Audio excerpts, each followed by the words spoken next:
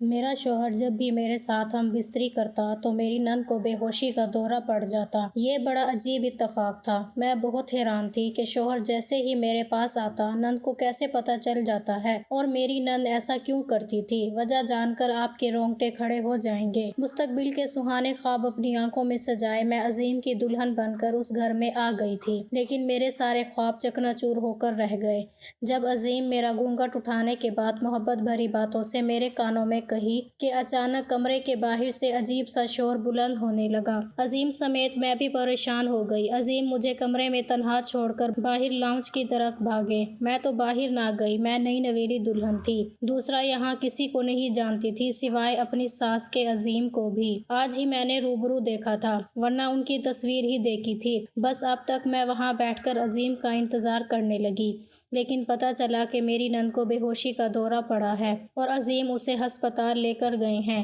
میں عظیم کا انتظار کرتے کرتے سو گئی۔ فجر کے وقت وہ آئے اور سو گئے۔ ساری رات ہسپتال میں گزارنے کے بعد انہیں نیند آ گئی۔ میں نے عظیم سے کل والے واقعے کے متعلق پوچھا تو وہ ٹال گئے۔ کہنے لگے میری 30 سالہ بہن ہے، اس کی صحت ٹھیک نہیں رہتی، اسے دورے پڑتے ہیں۔ عظیم نے کہا تو مجھے نورین کا دکھ ہوا۔ پھر اگلے دن عظیم نوکری کے سلسلے میں دوسرے شہر چلے گئے۔ وہاں ان کو بھی گھر نہیں ملا تھا، اس لیے مجھے مجبوراً سسرال میں ہی رہنا تھا۔ میں نے گھر کے کاموں میں حصہ لینا شروع کر دیا۔ ارے بھابھی آپ کیوں کام کرتی ہیں، میں کر دوں گی آپ کے حصے کا۔ مجھے کچن میں برتن دھوتے ہوئے میری نند نورین نے دیکھا تو بولی، نورین مجھ سے آج 8 سال بڑی تھی، آپ کام کریں گی لیکن آپ تو بیمار ہیں۔ میں نے نند سے کہا تو اسے غصہ آ گیا۔ آپی کس کو کہا تم نے؟ میں آپی لگتی ہوں تمہیں؟ تم مجھے یہ جتانا چاہ رہی ہو کہ میں عمر میں تم سے بڑی ہوں؟ نورین بچوں کی طرح رونے لگی تو میں پریشان ہو گئی۔ میری عمر 22 سال تھی اور نورین کی 30 سال۔ عمر کا فرق تو تھا، اس لیے میں نے آپی کہا تو وہ غلط سمجھی۔ آپ ناراض نہ ہو، میں نے تو ایسے ہی کہہ دیا، آپ کو برا لگا تو آئندہ نہیں کہوں گی۔ میں نے بات سنبھالتے ہوئے کہا، اچھا آپی آج سے ہم دونوں دوست ہیں۔ وہ ایک دم خوش ہو گئی۔ پھر نورین میری دوست بن گئی، میرے سامنے ایسی حرکت کرتی جیسے مجھ سے چھوٹی ہو۔ مجھے سمجھ آ گئی کہ نورین کی عمر تو زیادہ تھی مگر اس کا ذہن لڑکپن سے آگے نہیں بڑھ سکا۔ اس کی کیا وجہ تھی مجھے سمجھ نہیں آ رہا تھا، شاید یہ انسانی نفسیات کا مسئلہ تھا۔ پھر ہفتے کے آخر میں عظیم آ گئے۔ اتوار کی چھٹی پر میں انہیں دیکھ کر کھل اٹھی۔ میں خوب تیار ہوئی اور گھر کے کسی کام کو ہاتھ نہیں لگایا۔ عظیم نے بتایا کہ وہ صرف ایک دن کے لیے آئے ہیں، آج ہفتہ تھا اور کل اتوار۔ اتوار کی شام کو عظیم نے واپس جانا تھا۔ عظیم شام سے لے کر رات کے کھانے تک لنچ میں اپنی ماں کے ساتھ بیٹھے رہے، چائے بھی وہاں پہ پی اور پھر رات کا کھانا سب نے مل کر کھایا۔ میں کھانے کے بعد کمرے میں آ گئی اور عظیم کا انتظار کرنے لگی۔ عظیم کھانے کے بعد چہل قدمی پر چلے گئے، پھر آدھے گھنٹے بعد واپس آئے اور میرے کمرے میں آئے۔ میں نے انہیں دیکھ کر نگاہیں جھکا لیں۔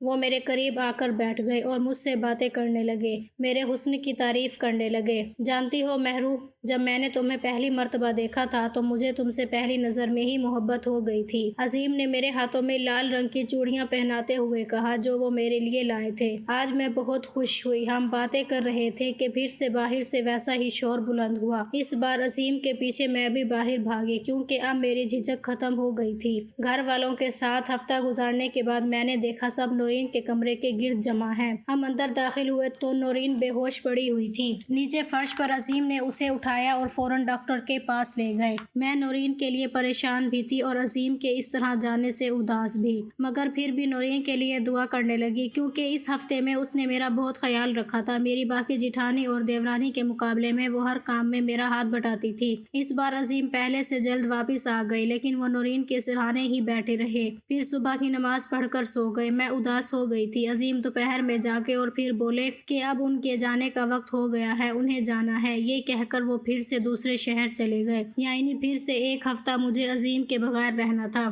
یہ سوچ کر ہی مجھے رونا آ رہا تھا۔ پھر سارا ہفتہ ایسے ہی گزر گیا۔ اس سارے عرصے میں نند کو دورہ نہیں پڑا۔ اب مجھے کچھ عجیب سا محسوس ہونے لگا۔ میری ساس کا رویہ نورین کے ساتھ ایسا تھا جیسے نورین ان کے لیے کوئی اجنبی ہو۔ جب سے میں آئی تھی میں نے اپنی ساس اور نورین کو بات کرتے نہیں دیکھا تھا، یہاں تک کہ جب نورین بے ہوش ہوئی تو ساس اس کے قریب بھی نہیں آئی۔ میری دیورانی اور جیٹھانی بھی نورین سے بات نہیں کرتی تھی، جیسے سب اس سے نفرت کرتے ہوں۔ نورین بھی صرف میرے ساتھ ہی اچھی تھی اور گھر میں کسی سے بات نہیں کرتی، صرف عظیم اس کے لیے فکر مند ہوتے۔ اگلے ہفتے عظیم پھر آ گئے اور وہی ہوا جو پہلے ہوا تھا۔ جیسے ہی کمرہ بند کیا تو نورین بے ہوش ہو گئی۔ اب تو مجھے دال میں کچھ کالا لگنے لگا تھا۔ مجھے محسوس ہوا کہ نورین اب مجھے اس کیوں کا جواب تلاش کرنا تھا، تو میں نے ایک ترکیب سوچی۔ صبح چلے گئے تو میں نے ان کے جانے کی خبر کسی کو نہیں دی۔ گھر والوں سے کہہ دیا کہ عظیم سو رہے ہیں، ان کی طبیعت ٹھیک نہیں ہے۔ یہ سن کر میں نے دیکھا کہ نورین کسی گہری سوچ میں چلی گئی۔ پھر شام کو نورین اداس بیٹھی رہی، بار بار میرے کمرے کے سامنے بہانے چکر لگانے لگی۔ بھابی عظیم جاگ گئے؟ نورین نے پوچھا تو مجھے عجیب لگا۔ اس نے کبھی عظیم کو عظیم بھائی نہیں بولا تھا، انہیں صرف عظیم کہتی تھی۔ پہلے میں نے سوچا کہ اس سے کہوں کہ عظیم کو بھائی کہا کرو، خالی نام لینا برا لگتا ہے۔ پھر مجھے یاد آیا کہ جب میں نے اسے آپی کہا تھا تو وہ کیسے رونے لگ گئی تھی، اس لیے میں کچھ نہ بولی۔ جیسے ہی رات ہوئی تو میں نے نوکرانی کو اپنے کپڑے پہنا دیے اور خود عظیم کے کپڑے پہن لیے۔ کمرے کو کنڈی لگا دی، سب گھر والے سونے چلے گئے۔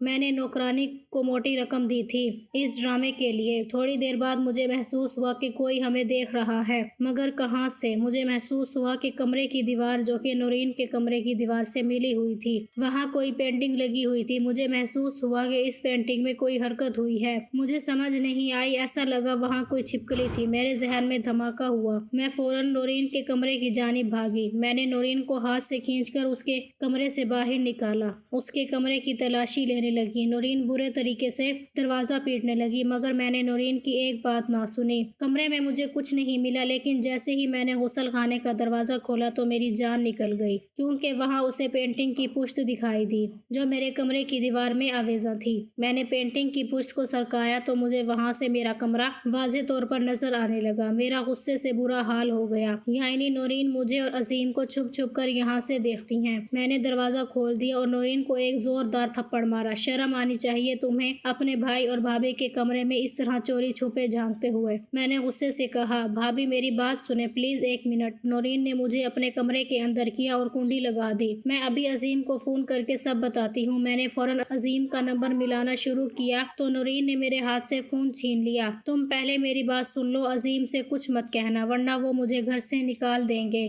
نورین رونے لگی۔ اچھا ہے کہ تمہیں گھر سے نکال دیں، تم اسی لائق ہو، شرم آنی چاہیے تمہیں، میں نے غصے سے کہا۔ میرا دماغ پھٹنے کو آ رہا تھا، کوئی اتنی گری ہوئی حرکت کیسے کر سکتی ہے؟ میں ابھی جا کر تمہاری ماں کو سب کچھ بتاتی ہوں، میں کہتی ہوئی کمرے سے نکل آئی۔ نورین میرے پیچھے لگ گئی، مجھے روکنے کی کوشش کرنے لگی، مگر میرا غصے سے برا حال تھا۔ میں اپنی ساس کو ان کی بیٹی کی اصلیت بتانا چاہتی تھی۔ میں نے ساس کے کمرے کا دروازہ کھولا تو وہ رات کے اذکار ختم کر کے سونے کی تیاری میں تھیں۔ اماں جانتی ہیں آپ کی بیٹی نے کتنی گری ہوئی حرکت کی ہے؟ میں نے کمرے کے اندر داخل ہوتے ہوئے ساس سے کہا۔ کیا کیا ہے اس نے؟ میری ساس نے نورین کی طرف دیکھتے ہوئے کہا۔ نورین نے سر جھکا لیا۔ اماں یہ غسل خانے سے میرے اور عظیم کے کمرے میں جھانکتی ہیں، یہ جو عظیم کے آتے ہی اسے بے ہوشی کا دورہ پڑتا ہے نا، یہ بھی ساری اسی کی سازش ہے۔ میں سب سمجھ گئی ہوں، یہ ہماری شادی سے حسد کرتی ہے کیونکہ اس کی اپنی شادی نہیں ہوئی۔ جو لڑکیاں والدین کے گھر بیٹھے بیٹھے اپنے بال سفید کر دیتی ہیں وہ ایسے ہی ہو جاتی ہیں۔ میں نے اپنے غصے کو قابو کرتے ہوئے ساس سے کہا، لیکن مجھے حیرت کا جھٹکا تب لگا جب ساس نے اس بات پر کوئی رد عمل ظاہر نہیں کیا۔ سو جاؤ تم دونوں، بہت رات ہو گئی ہے، ساس نے آرام سے کہا تو میرا خون پھر سے کھولنے لگا۔ آپ کی اپنی بیٹی کی کوئی غلطی نظر نہیں آ رہی، آپ اسے کچھ نہیں کہہ رہی صرف اس لیے کہ یہ آپ کی بیٹی ہے؟ میں نے ساس سے کہا۔ یہ میری بیٹی نہیں ہے، ساس نے کہا اور خود کو رضائی میں روح پوش کر لیا۔ میں حیرت سے دیکھنے لگی۔ نورین چلی گئی تھی اپنے کمرے میں، مگر میں وہاں ہی کھڑی رہی۔ بتی بجھا کر دروازہ بند کر دو، مجھے نیند آ رہی ہے، رضائی کے اندر سے ساس کی آواز آئی۔ میں نے بتی بند کی اور غصے سے دروازہ زور سے مارنے کے انداز میں بند کر دیا۔ میں اپنے کمرے میں آ کر سوچنے لگی، جو بات ساس نے کہی تھی کہ یہ میری بیٹی نہیں ہے، میں بار بار اسی جملے کو زیر لب دہرا رہی تھی۔ اگر نورین میری ساس کی بیٹی نہیں ہے تو پھر کون ہے؟ میں نے دل میں سوچا، کیا وہ ان کی سوتیلی بیٹی ہے؟ یہ سوال کیے جا رہی تھی، میں سوچ سوچ کر پاگل ہونے لگی۔ پھر نہ جانے میری آنکھ کب لگ گئی۔ صبح سب ٹھیک تھا، میں نے رات والے واقعے کا ذکر کسی سے نہیں کیا، بس سوچتی رہی ساری باتوں کو۔ پھر عظیم آ گئے۔ عظیم، آپ کو نورین کی شادی کر دینی چاہیے، اب آخر اس کے بھی جذبات ہوں گے۔ ایسی لڑکیاں جن کی شادی وقت پر نہیں ہو پاتی تو وہ ذہنی مریضہ بن جاتی ہیں اور غیر اخلاقی حرکتیں کرنے لگتی ہیں۔ آپ کوئی اچھا سا انسان دیکھ کر فوراً نورین کی شادی کر کر دیں۔ اب میں نے عظیم سے کہا تھا، انہوں نے حیرت سے مجھے دیکھا، پھر بولا، آج کہہ دیا ہے آئندہ یہ بات نہ کرنا۔ عظیم کہہ کر کمرے سے چلے گئے۔ مجھے بہت برا محسوس ہو رہا تھا، مجھے لگ رہا تھا میں عظیم کی نظر میں گر گئی ہوں۔ ایسی بات سے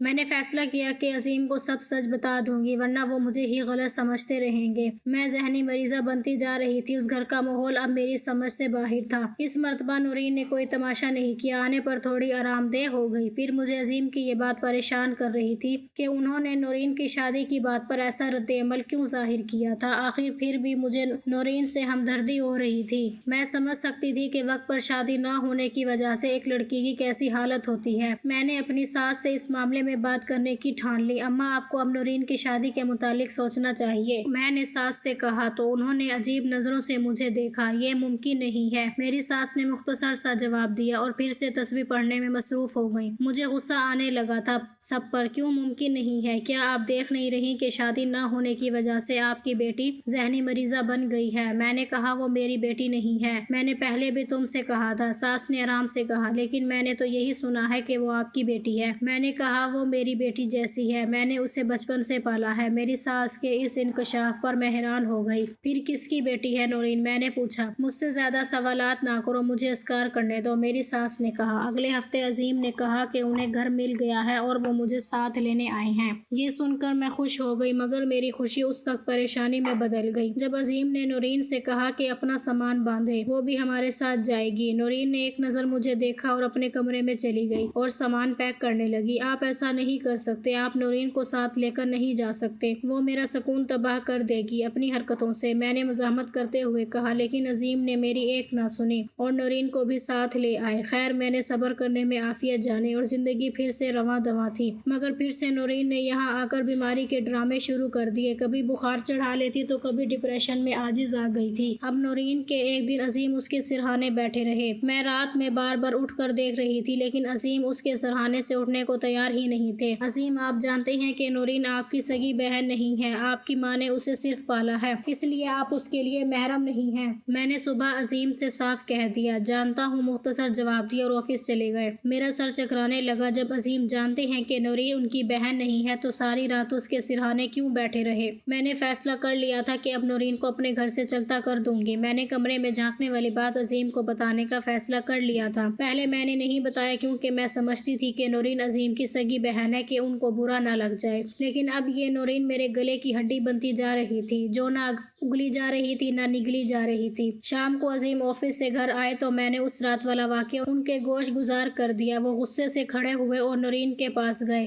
میں خوش ہو گئی کہ اب نورین سے میری جان چھوٹ جائے گی۔ نورین، کیا مہروز سچ کہہ رہی ہے؟ کیا تم ہماری خلوت میں جھانکتی تھی؟ عظیم غصے سے پاگل ہو رہے تھے۔ نورین کچھ نہ بولی، بس سر جھکا کر عظیم کی باتیں سنتی گئی، مگر میرا کام پھر بھی نہ ہوا۔ عظیم نے اسے گھر سے نہیں نکالا۔ کچھ دن بعد پھر سے نورین کی طبیعت خراب رہنے لگی۔ پہلے مجھے لگا وہ ناٹک کر رہی ہے، لیکن جب اس نے الٹیاں کی تو میں سمجھ گئی کہ واقعی اس کو ہیضہ ہوا ہے۔ عظیم گھر پر نہیں تھے۔ نورین کی حالت خراب ہو گئی۔ میں نے عظیم کو فون کیا، وہ آفس میں تھے۔ انہیں نورین کی حالت سے آگاہ کیا تو انہوں نے کہا کہ میں اسے ڈاکٹر کے پاس لے جاؤں۔ میں نورین کو ڈاکٹر کے پاس لے گئی، لیکن ڈاکٹر نے ایک ایسا انکشاف کیا کہ میرے سر پر آسمان آ کر گرا۔ جیسے ہی میں نورین کو لے کر گھر آ گئی، عظیم گھر آ چکے تھے۔ میں آتے ہی عظیم پر برس پڑی۔ جانتے ہیں، آپ اتنا خیال رکھتے ہیں، اس نے تو آپ کی عزت تک کا خیال نہیں کیا، نہ جانے کہاں اپنا دامن داغدار کر کے آئی ہے۔ میں نے عظیم سے کہا تو انہوں نے نہ سمجھنے والے انداز میں مجھے دیکھا۔ ماں بننے والی ہے یہ آپ کی چہیتی کنواری ماں، میں نے غصے سے کہا تو عظیم کو جیسے میری بات پر یقین نہیں آ رہا تھا۔ وہ کھڑے ہو گئے اور نورین کے قریب آئے۔ مجھے لگا کہ وہ غصے سے پاگل ہو جائیں گے اور نورین کو تھپڑ رسید کریں گے، لیکن میری حیرت کی انتہا نہ رہی جب عظیم نے خوشی سے نورین کو مبارکباد دی۔ میں پھٹی پھٹی آنکھوں سے دونوں کو دیکھنے لگی۔